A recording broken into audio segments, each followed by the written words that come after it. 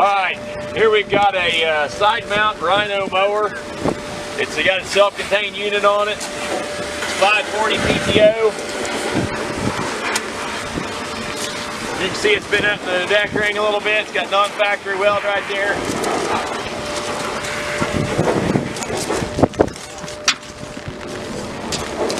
This deck is a 5-foot deck. It is a RHINO brand.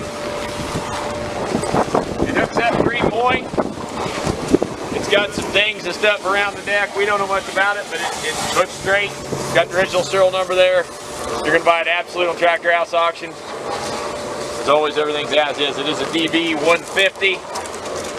It looks to be complete. I see a loose line right here.